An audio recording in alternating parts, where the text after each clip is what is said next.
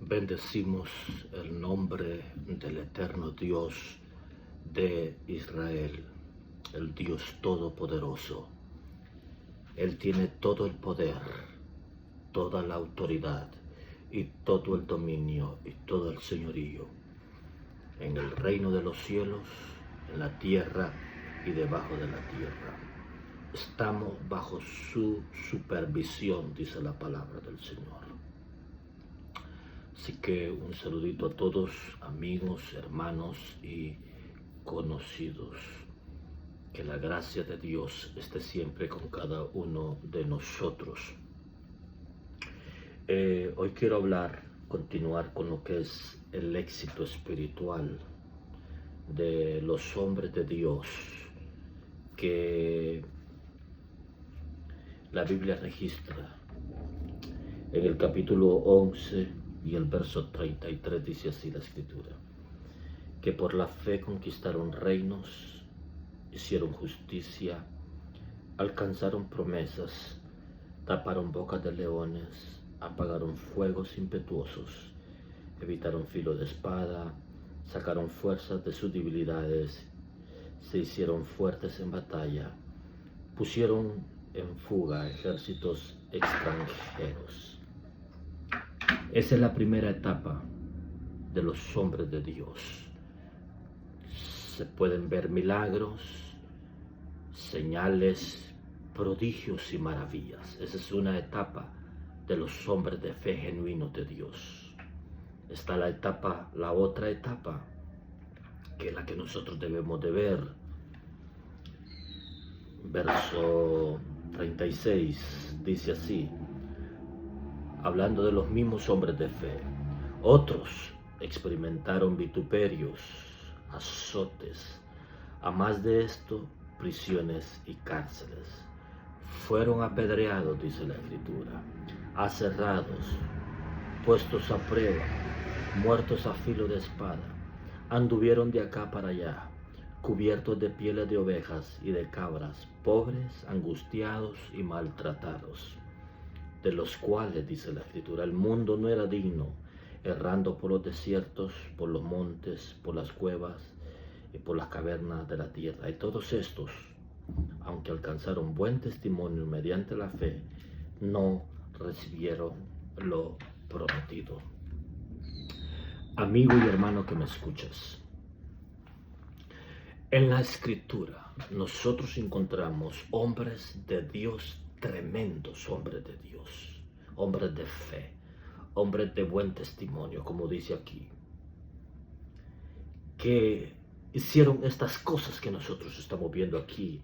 Y eso es lo que me gusta del libro de los Hebreos, del capítulo 11 del libro de los Hebreos, porque si Dios lo dice, es ciertísimamente veraz y no hay mentira en la palabra del Señor, aunque otros piensen que sí. Los hombres de Dios fuimos llamados por Dios a hacer la voluntad de Dios.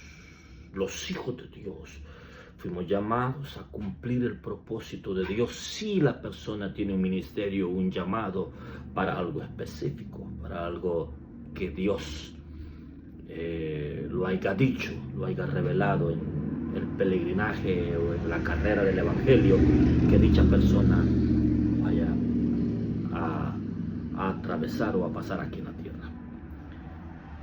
Pero es ciertísimamente así, que así como hay señales y prodigios y maravillas en el ministerio, en la vida cristiana, así hay estas etapas que acabamos de leer.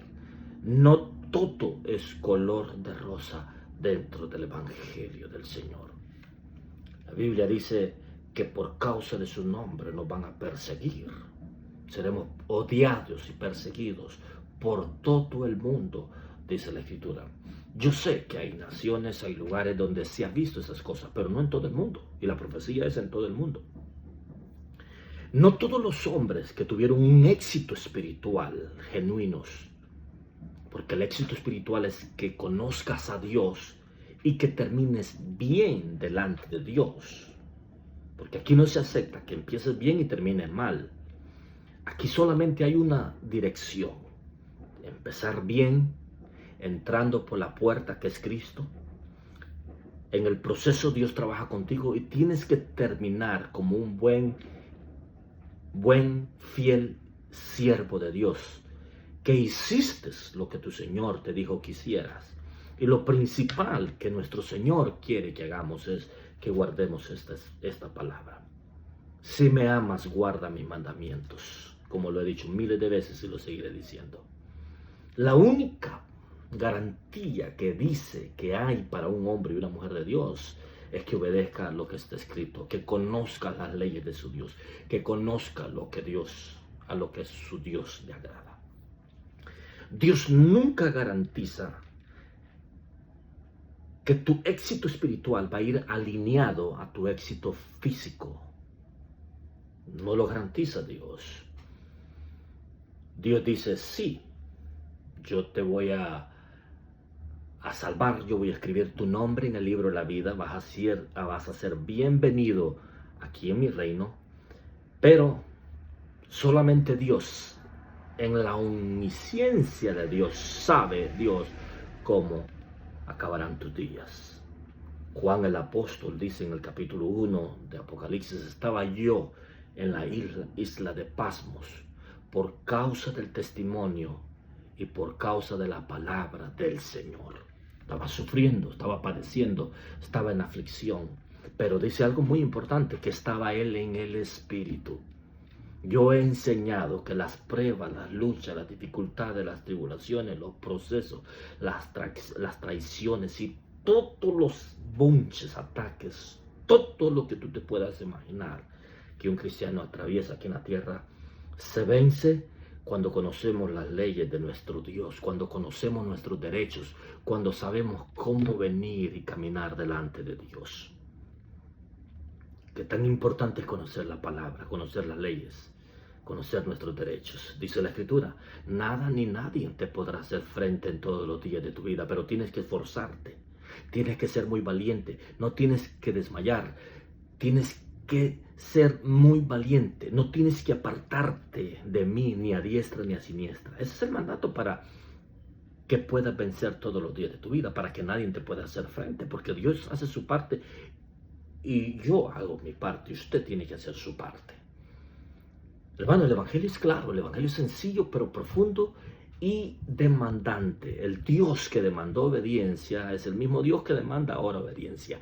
El Dios que demandó santidad es el mismo Dios que demanda santidad hasta el día de hoy.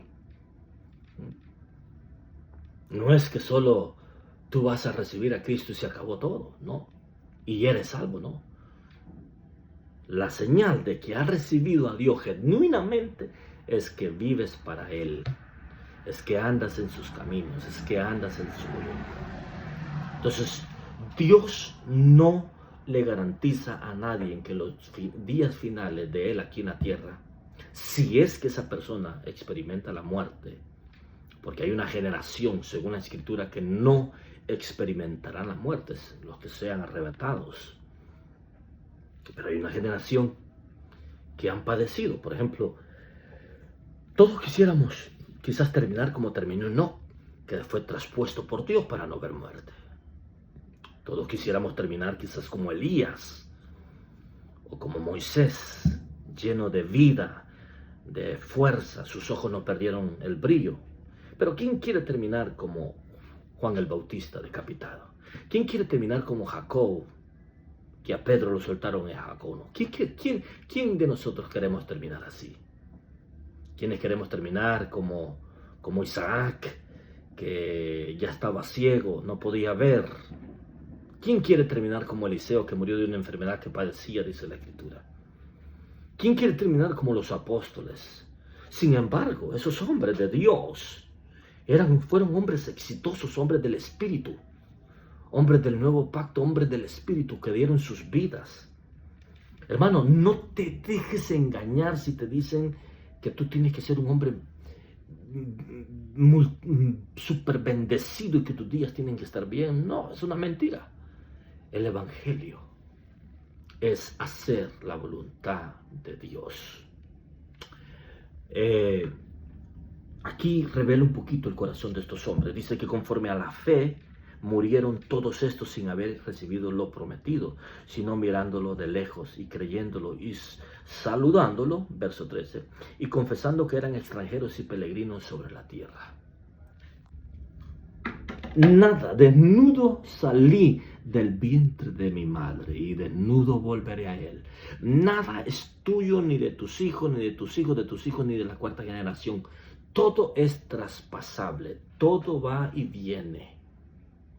El carro que yo tengo ahora es el carro que otro tendrá mañana. El carro que yo tengo ahora es el carro que alguien ya tuvo. Nada es de nosotros, mis amados hermanos. Entonces, si tenemos ese principio en nuestras vidas, como dice aquí, que sabían ellos que eran peregrinos, no les importó aún su propia vida. Padecieron persecuciones, padecieron cosas difíciles que para ahora, en estos días, para el evangelio que se predica en muchas iglesias, ahora esos hombres de fe de Hebreos capítulo 11 no califican. ¿No?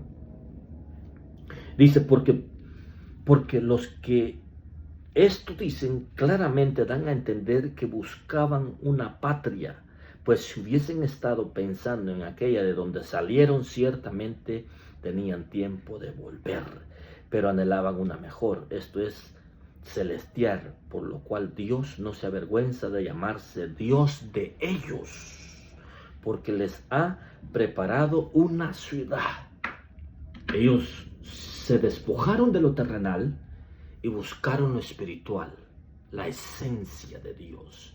Eso no quiere decir que nosotros no estemos en acuerdo en que haya una prosperidad, en que tengas buenas condiciones de vida. Si Dios te da el privilegio, porque según Eclesiastés, Dios da el poder para hacer las riquezas y Dios da el don para hacer riquezas. Pero eso no determina que todos sean así, como dije al principio. Está en la voluntad de Dios, está en la sabiduría de tus generaciones, está en la herencia que te hayan dejado. Y gloria a Dios. Pero no todos tenemos la misma experiencia cuando nacemos. En el aspecto, no todos nacemos en cunas de oro, para que me entiendan mejor. Entonces, pero lo que sí Dios garantiza es tu final, una vida victoriosa en el reino de los cielos. Ponte a pensar esto que te voy a decir. ¿Qué estarían pensando sus padres, sus amigos, sus conocidos, su pueblo de Juan el Bautista? Quizás para ellos les dio lástima. Pobrecito Juan, cómo terminó después de tener la unción de Elías, después de haber bautizado a saber a cuántos en el Jordán, después de tener un poder que el rey le tenía miedo y de repente una mujer lo mató. Qué vergüenza, porque todo se da cuenta en esta tierra, con el pueblo, en el lugar. Eso decía la gente en la tierra, terrenalmente, hermanos. Pero ¿qué dijeron en el cielo? De los nacidos de mujer, no ha habido otro mayor que Juan el Bautista. ¡Qué privilegio!